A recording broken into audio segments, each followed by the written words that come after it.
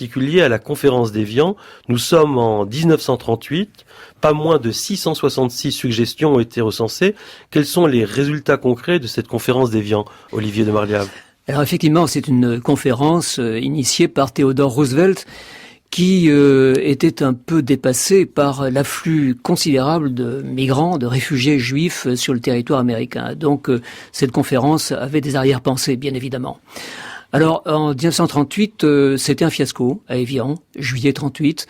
La seule chose, il y a eu 2 propositions concrètes, à la grande honte, je pense, de beaucoup de chefs d'État. Les Français ont dit qu'ils n'avaient pas les moyens d'accueillir plus de réfugiés.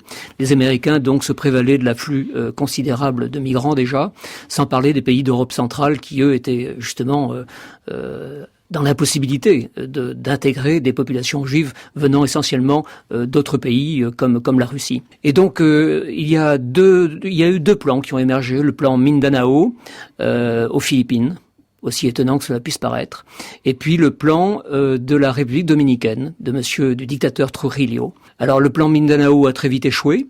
Mais en revanche, le plan concernant un établissement avec un foyer régional, au moins peut-être pas national, mais régional de juifs en République dominicaine, a fonctionné.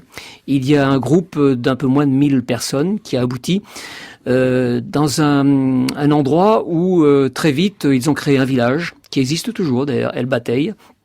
Et là, cette communauté s'est lancée dans l'élevage. C'est le dictateur Trujillo qui a vendu à Chardonnier des terres qui lui appartenaient, comme par hasard. Et cette population, qui n'a jamais dépassé 1500 à 2000 personnes, donc c'était un tout petit foyer, n'est-ce pas? Très loin des ambitions de cette conférence d'Évian. Mais cette population a grandi et s'est lancée avec succès dans la production agricole. Et aujourd'hui encore, c'est assez touchant parce qu'il existe alors un petit musée qui rappelle cette aventure, et il existe toujours 2 familles qui continuent à faire notamment des produits laitiers.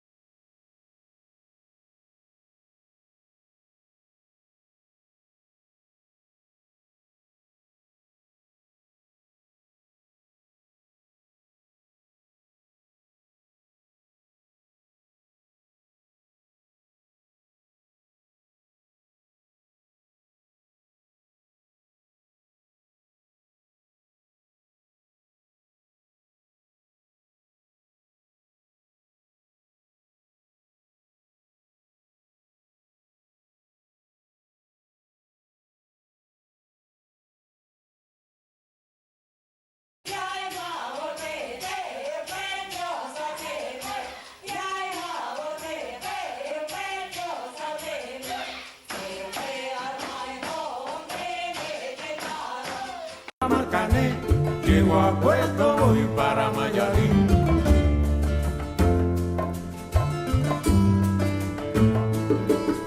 De Alto Cero voy para Macané, llego a Puerto, voy para Mayarín.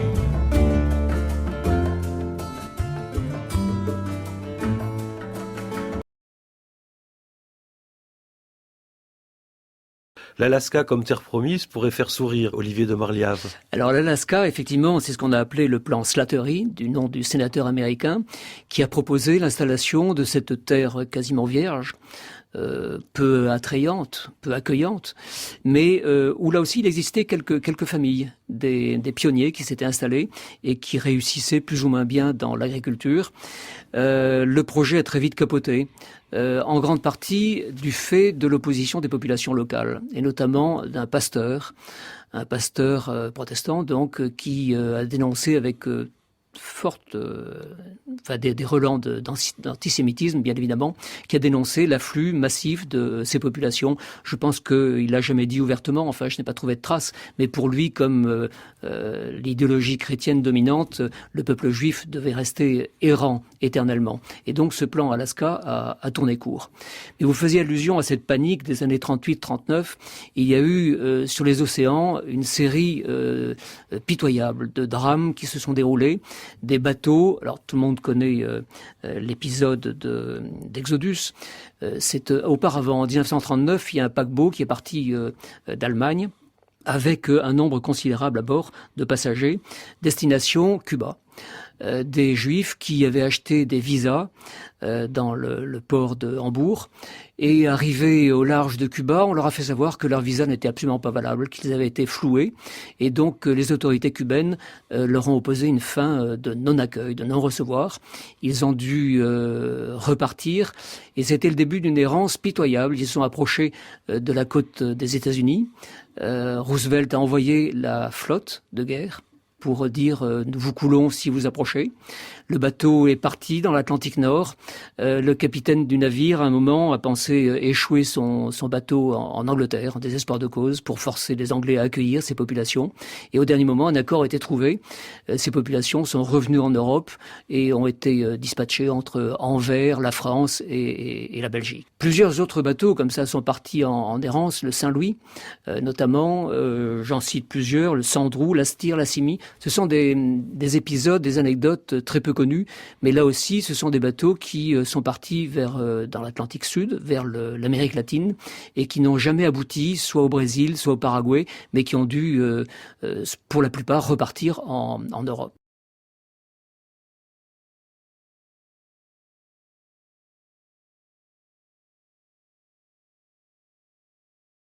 Avant 1917, avait mis au point le plan Galveston, qui était un plan d'immigration choisie, très très sélective, d'immigration sur les États-Unis. Ce sont des grands financiers juifs américains qui se sont entendus pour créer trois portes de sortie, au départ de Brême notamment, sur le port texan de Galveston, avec des bureaux où on sélectionnait d'une façon très sévère les Juifs, victimes de pogroms, mais à partir de leur métier, de leur âge, etc. Et ce plan a relativement bien fonctionné. Il s'agissait de décongestionner l'afflux massif d'immigrés juifs sur la côte nord-américaine.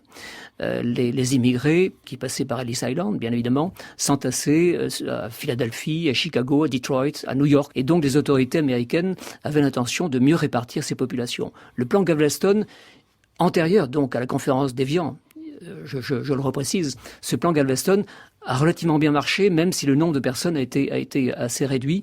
Ce sont des gens qui ont été envoyés à l'intérieur des États-Unis, où ils ont créé des fermes qui ont relativement bien fonctionné.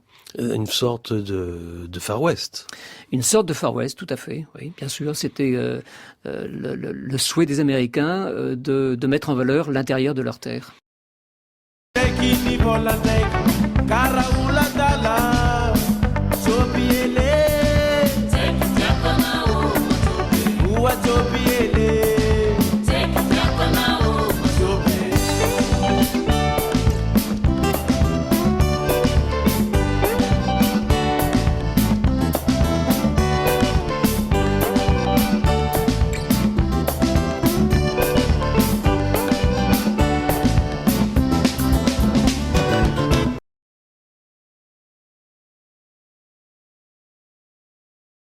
Olivier de Marliave, déjà sur la scène politique dès 1885, le plan Madagascar est repris par les nazis en 1940. Alors ce plan Madagascar, son origine, une fois de plus, c'est un livre. Le livre d'un certain Paul de Lagarde, qui était un huguenot dont la famille avait émigré vers l'Europe centrale. Il était allemand et son nom allemand était Bottischer. Et en 1878, il a écrit un ouvrage écrit allemand. Est-ce qu'on peut dire qu'il était antisémite, cet ouvrage? Je suis pas sûr, il était surtout anti-judaïque. Il partit du principe que les Européens ne pouvaient pas avoir d'autre religion que le christianisme. Et donc, partant de là, les Juifs n'avaient pas leur place en Europe. Et dans plusieurs autres livres, il explique que l'idéal serait d'exiler les Juifs sur une grande île où ils ne pourraient plus nuire au reste du monde. Je reprends ces termes, n'est-ce pas? Et il nommait Madagascar. Cette affaire a eu beaucoup de retentissement, notamment en Pologne. La Pologne, on le sait, avait une population juive extrêmement importante, vivait des troubles d'antisémitisme extrêmement graves, et l'État polonais s'est dit pourquoi pas le plan Madagascar. Et ce qui est assez curieux, c'est que ce plan a été discuté en France, à l'époque du Front populaire, par Marius Moutet, le ministre des Affaires étrangères, c'est un plan qui a eu l'aval de Léon Blum. Certainement. Et donc il était question d'exiler, si je puis dire, ou du moins de transporter des populations à Madagascar. Une commission, une expédition s'est montée, l'expédition Lepeki, qui a exploré les hauts plateaux de Madagascar et qui a conclu que chez les Mernes, c'est la population des hauts plateaux, eh bien on pouvait mettre en valeur des terres, effectivement, et pourquoi pas importer, si je puis dire, des Juifs. Pour aller vite, cette affaire a échoué parce que la marine française a opposé une fin de non-recevoir. Pas question pour nous de lier la marine nationale au transport de populations juives sur Madagascar. Cette affaire est passée, il y a eu la guerre bien sûr, et en 1940, les Allemands, notamment Goebbels, avaient eu vent de ce plan Madagascar. Et ils comptaient sur la faillite et la défaite anglaise pour récupérer la marine de commerce anglaise et transporter les Juifs à Madagascar. Et donc les Allemands ont travaillé sur un plan. Il y a une commission qui est repartie là-bas, à Madagascar, et il était question de créer non pas du tout un foyer national, c'était pas du tout dans l'idée des Allemands, mais une communauté qui serait surveillée de près et qui aurait certainement vécu dans la misère. Tout cela ne s'est pas fait parce que l'Angleterre n'a pas été soumise et parce que Hitler a eu d'autres projets.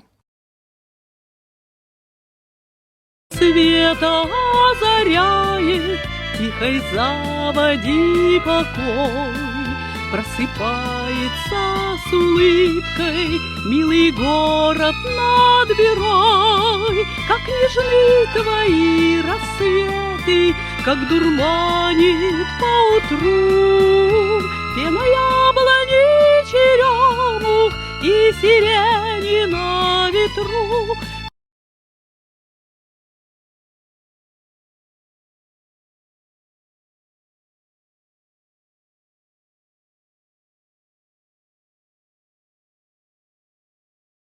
Nous voilà arrivés d'une certaine manière, bienvenue au Birobidjan.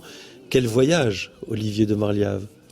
Ah, c'est un voyage, oui, et je veux dire que c'est une des dernières réussites du territorialisme, parce que le Birobidjan existe toujours. Il y a, dit-on, davantage de Chinois que de Juifs. Très peu de personnes, bien sûr. L'essentiel de la population installée par Staline à partir de 1928 a migré vers Israël. Mais c'était une aventure assez extraordinaire parce qu'il y a eu là le Raj, n'est-ce pas, la région autonome juive telle que l'a souhaité Staline à ses débuts, a été une entité administrative autonome avec le yiddish comme pratiquement langue nationale, avec une agriculture kolkhosienne, certes, mais une agriculture qui a bien fonctionné, des industries, etc. Mais tout ça s'est délité parce que le Staline de la dictature, le Staline des camps a repris le dessus assez vite. Le Staline antisémite, je crois qu'on peut le dire aussi, a repris assez vite le dessus. Et cette expérience a échoué. Il faut dire qu'elle a été aidée, cette expérience, à ses débuts, par l'agro-joint.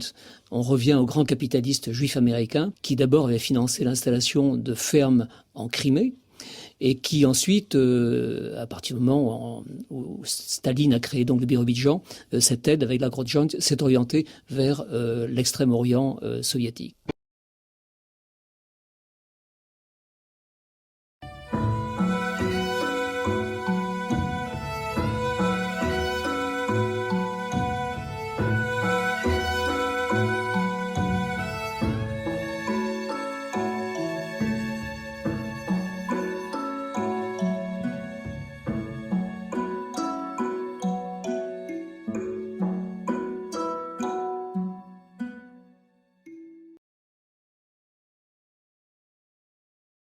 La question est seulement de savoir pourquoi Chine, terre promise. Je pense, Olivier de Marliave, que vous pouvez nous éclairer sur cette énigme, mais je tiens à préciser que si la musique est chinoise, le plan de cette terre promise est japonaise. Olivier de Marliave. Oui, c'est le fameux plan Fugu, une des expériences les plus incroyables, vraiment. Est-ce qu'elle rentre? Oui, certainement, dans le cadre du territorialisme, bien que ces acteurs n'aient rien eu à voir avec les territorialistes eux-mêmes. Mais le plan Fugu, alors pourquoi Fugu? Le Fugu est ce poisson de mer de Chine qu'il faut dépecer avec une extrême attention, car il est succulent, mais il contient du poison. Il faut dire aussi que les Japonais étaient passionnés par le peuple juif et ils prenaient au pied de la lettre les protocoles des sages de Sion. cette espèce de faux tsariste qui prétend que les Juifs avaient comme souci la maîtrise du monde. Et en 1934, lorsque les Juifs ont fui massivement l'Allemagne et l'Europe centrale, ils se sont posé la question de savoir s'il n'y avait pas là une opportunité pour développer la Mandchourie. Ils avaient envahi la Mandchourie, le nord de la Chine, donc le Mandchoukou, au début des années 30. Et ils ont fait venir assez vite des Juifs qui se sont installés d'abord à Harbin. Cette installation n'a pas réussi parce qu'il y a eu un fait divers assez catastrophique qui a fait que les Juifs sont partis, à l'initiative des Japonais également, vers Shanghai. À Shanghai, il y a eu un conseil juif d'Extrême-Orient qui s'est créé avec un représentant de la communauté des Juifs, Abraham Kaufman. Et là, il était vraiment question de créer une entité autonome juive. Il y a eu un afflux considérable de personnes. C'est assez curieux parce que les officiers japonais étaient donc passionnés par les Juifs. Ils ont créé une commission aux États-Unis. Ils sont allés à Hollywood et voir de quelle façon ils pouvaient avoir un appui du cinéma américain dans lequel des responsables juifs étaient extrêmement présents, pour avoir une espèce d'appui mondial de propagande et apparaître comme, non pas les sauveurs, mais pour apparaître comme des bienfaiteurs des Juifs en les installant autour de Shanghai. Tout cela a mal tourné parce que les Japonais alliés des Allemands ont été dans l'obligation de créer un ghetto. Le ghetto de Hongqiu, ce quartier qui a été dédié aux Juifs, donc. Ça a été assez pitoyable parce qu'un officier nazi a pris tout cela en charge à Shanghai et il avait comme ordre d'expulser ces Juifs avec des projets insensés, les faire travailler jusqu'à la mort dans des mines de sel ou les faire embarquer sur des carcasses de vieux cargos et les laisser partir à la dérive en mer de Chine. Tout cela ne s'est pas fait parce que la guerre a eu d'autres impératifs, mais il y a eu là une communauté très importante de Juifs qui ont relativement bien vécu le temps du ghetto. Et les Japonais et les Chinois ont toujours eu une espèce de reconnaissance parce que il y a eu des cliniques de haut niveau qui sont créées, il y a eu des journaux, il y a eu enfin une vraie vie économique, culturelle et sociale qui s'est créée à Hongqiu et à Shanghai. Et il y a même une yeshiva qui s'y est installée. L'histoire raconte que un maître a fui avec tous ses élèves et sont partis en train pour passer à Shanghai. Est-ce que vous avez rencontré cette histoire dans votre recherche, Olivier de Marliave? Alors, il y a beaucoup d'histoires qui se rapportent à cela, oui, bien évidemment. Il y a également, la recherche une porte de sortie vers l'Australie. On y revient. Et il y a eu une espèce de second plan, mais les Australiens, très vite, ont fait savoir que ils avaient des quotas ethniques, des quotas raciaux même, pour accueillir les réfugiés, qu'il n'était pas question de servir de porte de sortie à la communauté juive de Shanghai. Shanghai was a heaven for us, absolutely. Was heaven for us. Pronounced the friendship between the Chinese in that time even in the Jewish people.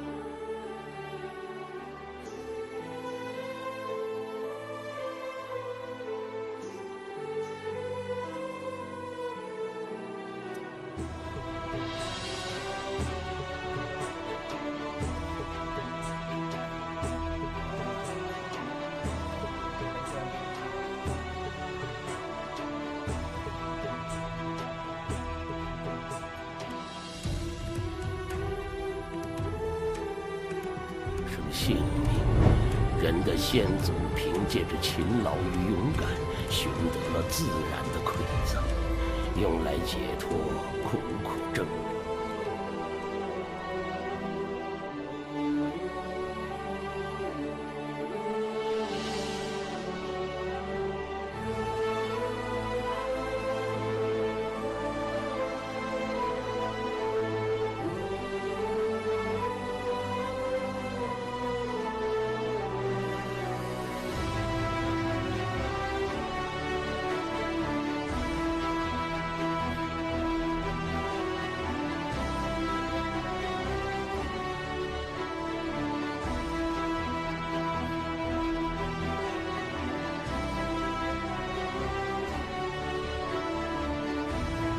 We are eternally grateful, and we will never forget. Thank you.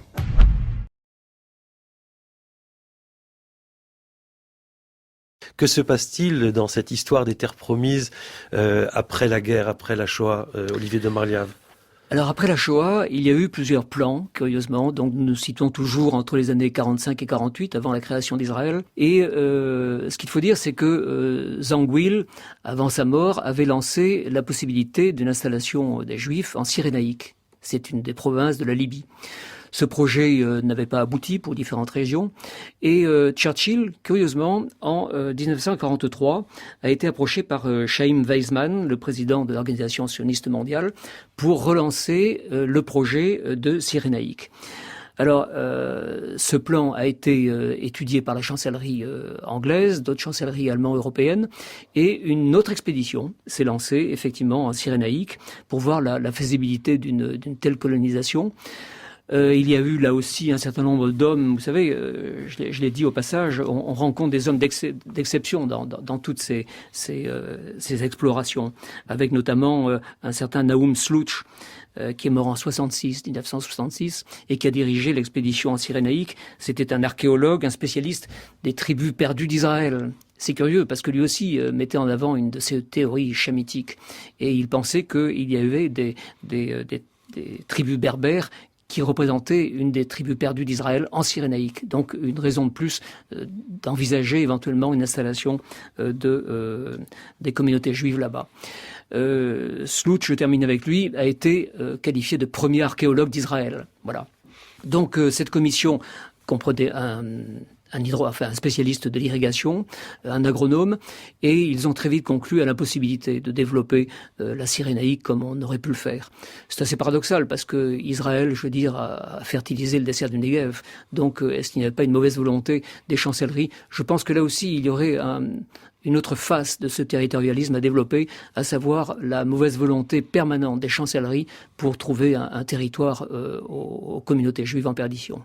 Mais ce qui poserait aussi la question, pourquoi, in fine, la solution israélienne a été acceptée par les chancelleries? Oui, bien sûr, mais là on est dans l'histoire contemporaine pratiquement.